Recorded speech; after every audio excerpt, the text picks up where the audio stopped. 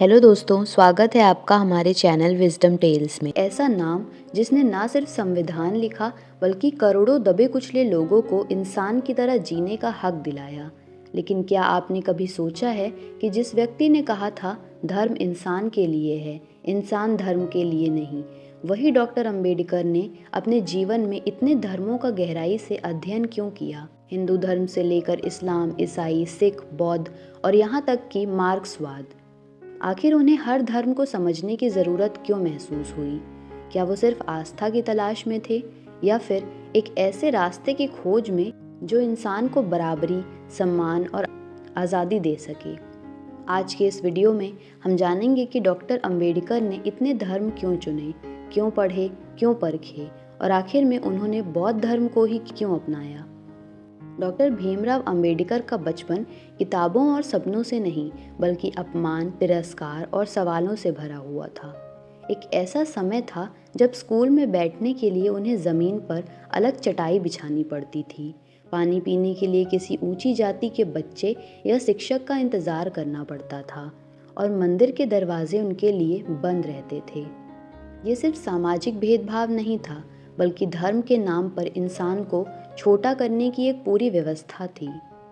हर दिन, हर पल उनका आत्मसम्मान कुचला जाता था और यही वो जख्म था जिसने उनके मन में पहली बार ये सवाल पैदा किया कि अगर धर्म इंसान को इंसान ना माने तो ऐसे धर्म का क्या मतलब। ये अनुभव उनके भीतर आग की तरह जलते रहे।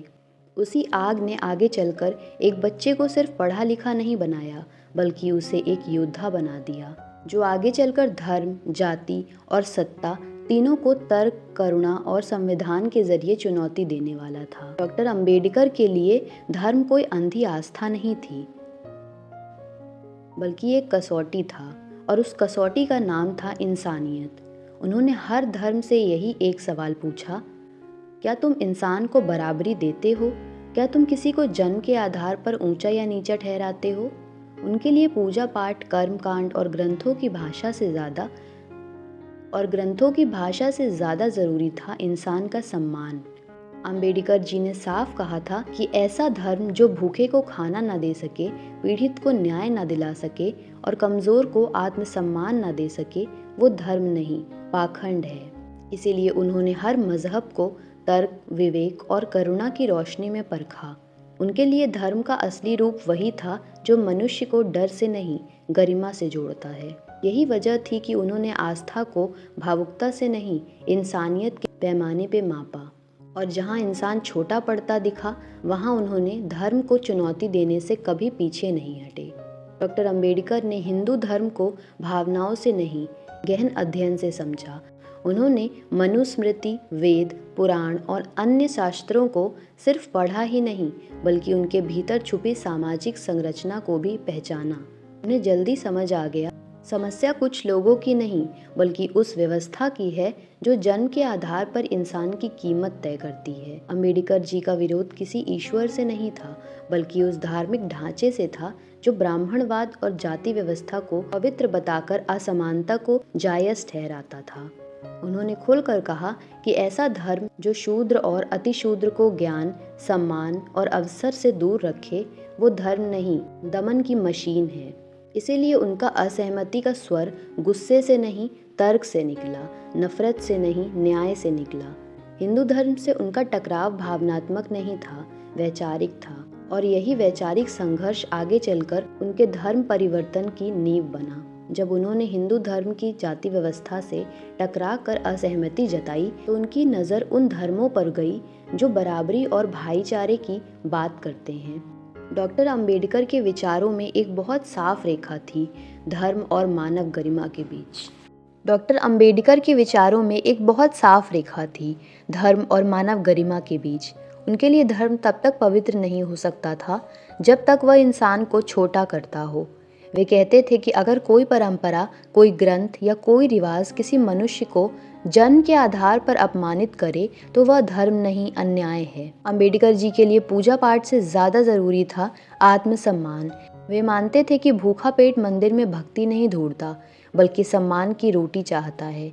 इसीलिए उन्होंने बार बार कहा कि कि ऐसा धर्म जो इंसान को डर में रखे, उसे चुप रहने की सीख दे और अत्याचार सहने को पुण्य बता दे। वह धर्म नहीं, गुलामी की ट्रेनिंग है। उनके लिए असली धर्म वही था जो व्यक्ति को सिर उठाकर जीना सिखाए। यही वजह थी कि जब धर्म और मानव गरिमा आमने सामने खड़े हुए तो अंबेडकर जी ने बिना हिचक मानव गरिमा को चुना, क्योंकि उनके लिए मानव से पहले इंसान था और इंसान की इज्जत से बड़ा कोई धर्म नहीं है। डॉक्टर अंबेडकर की पूरी जीवन यात्रा का अंत जिस रास्ते पर हुआ वह था बुद्ध का रास्ता, करुणा, तर्क और समानता का रास्ता। उन्होंने बौद्ध धर्म को इसलिए नहीं चुना क्योंकि वह कोई पुराना धर्म था, बल्कि इसलिए चुना क्योंकि वह सबसे आधुनिक इंसानी मूल्य सिखाता था। बुद्ध ने कहा था कि कोई भी इंसान जन्म से ऊंचा या नीचा नहीं होता, उसका मूल्य उसके कर्म और चेतना से तय होता है। यही बात अंबेडकर जी के दिल को छू गई। उन्हें बौद्ध धर्म में ईश्वर से ज़्यादा इंसान दिखा, चमत्कार से ज़्यादा तर्क दिखा और डर से ज़्यादा करुणा दिखी। यहाँ ना कोई जाति थी, ना ऊंच नीच, ना अंधी आस्था, बल्कि सवाल पूछने की आज़ादी थी।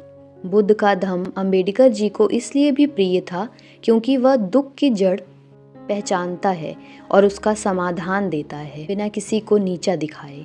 जब अंबेडकर जी ने बौद्ध धर्म अपनाया तो वह सिर्फ अपना धर्म नहीं बदल रहे थे, बल्कि करोड़ों लोगों को एक नई पहचान दे रहे थे। एक ऐसी पहचान जिसमें इंसान को इंसान होने का गर्व था और जहां बराबरी सिर्फ शब्द नहीं, जीवन जीने का तरीका था। अंबेडकर का बौद्ध धर्म अपनाना कोई साधारण धर्म बदलना नहीं था, वह एक ऐतिहासिक सामाजिक क्रांति थी। उन्होंने कभी भी इसे निजी आस्था का मामला नहीं बनाया, बल्कि इसे पूरे दबे कुचले समाज की मुक्ति का रास्ता बनाया। अंबेडकर जी जानते थे कि जिस व्यवस्था ने सदियों तक इंसान को इंसान नहीं माना, वहाँ सिर्फ कानून से नहीं, चेतना बदलने से मुक्ति मिलेगी। इसीलिए जब उन्होंने लाखों लोगों के साथ दीक्षा ली तो वह सिर्फ भगवान नहीं बदल रहे थे, वह सोच बदल रहे थे, पहचान बदल रहे थे और भविष्य बदल रहे थे।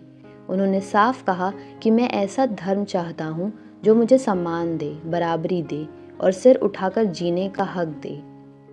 उनका धर्म परिवर्तन आत्मसमर्पण नहीं, आत्मसम्मान का ऐलान था।